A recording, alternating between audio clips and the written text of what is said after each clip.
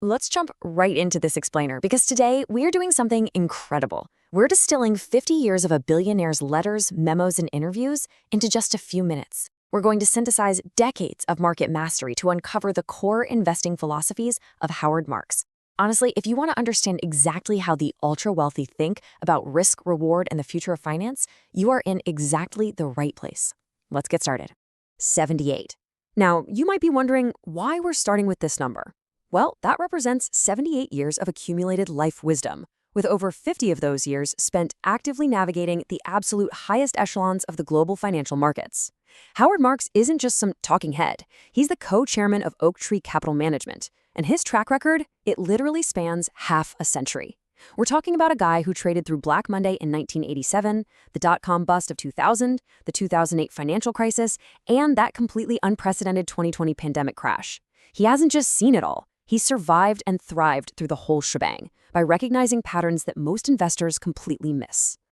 And look, if you're ever wondering just how well respected he is in the finance world, consider this piece of ultimate social proof.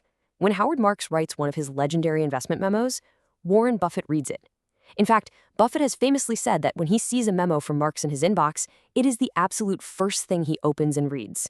I mean, when the Oracle of Omaha is prioritizing your market thoughts above everything else, your credibility is pretty much undeniable, right? So here is how we are breaking down today's explainer.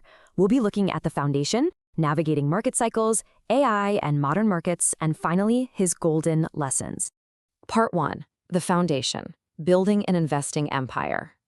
Okay, to really understand how Marks built his multi-billion-dollar empire, you have to understand the highly complex niche that made his firm a global titan. It's called distressed securities. Oaktree is actually the largest global investor in this space. But here's the thing. They aren't just blindly throwing money at failing businesses. It's way more calculated. They're buying the debt of companies that are near or actively experiencing bankruptcy. And they buy that debt at such extreme, panicked discounts that even in a worst-case liquidation scenario, the physical assets of the company alone ensure profit. Think about it like this. While everyone else is literally running out of the burning building, Howard Marks and his team are calmly walking in, buying dollars for 50 cents. It takes incredible discipline, insane financial modeling, and an absolute iron stomach.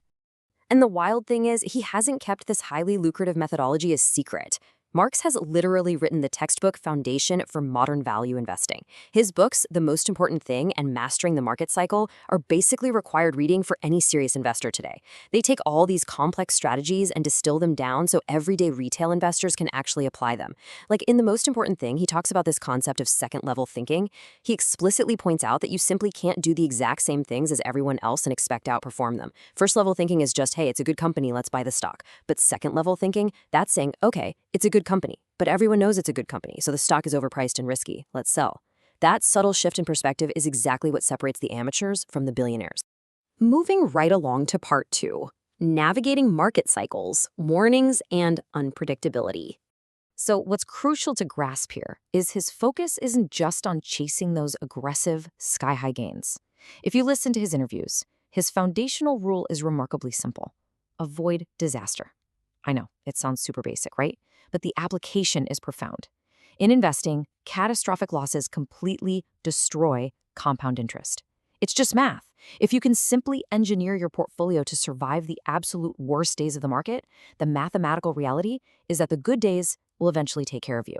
But avoiding disaster requires knowing when the market is fundamentally broken. Let's rewind to early 2000, right at the peak of the dot-com bubble.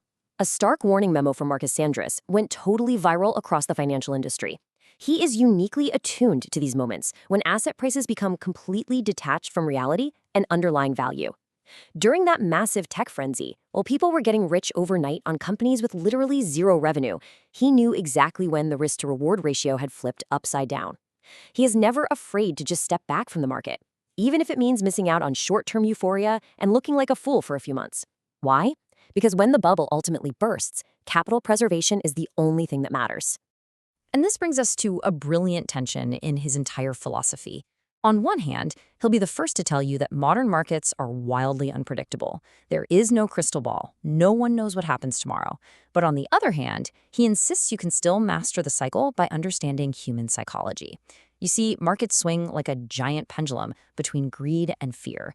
You might not know exactly when the pendulum is going to swing back, but you can absolutely know where it is right now. How? Well, you look at practical indicators. You watch for aggressive credit spreads. You observe IPO frenzies where companies with zero profits are heavily oversubscribed. And you look at whether lenders are just throwing cheap money at terrible ideas.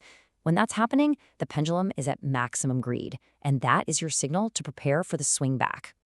Let's dive into part 3, AI and modern markets, adapting to the future. Now, you might be thinking, okay, an old school value investor, he probably ignores tech. No way. It is genuinely surprising to see a 78-year-old traditionalist, famous for buying distressed industrial debt, become laser-focused on artificial intelligence. There's this fascinating contrast right now between his deeply established roots and his intense recent focus on AI. He isn't writing it off as a fad. He's actively analyzing how AI is going to disrupt the very foundations of financial modeling, corporate efficiency, and global labor markets. In fact, in his recent highly publicized appearances at the Wharton School and on Bloomberg TV, Marx made it absolutely clear. Adapting to unpredictability means you have to evolve with new market forces. You simply cannot rely on the exact same playbook from 1985. A billionaire stays wealthy by remaining intellectually flexible. And his insight here is huge. He is rigorously studying how AI will inevitably make certain legacy business models completely obsolete overnight. And think about what that means for a distressed asset firm like Oaktree. Obsolescence means a massive new wave of corporate bankruptcies is coming, and within those bankruptcies lies an entirely new frontier of highly profitable distressed asset opportunities. He's already planning for the next cycle. Finally, let's wrap this up with part 4.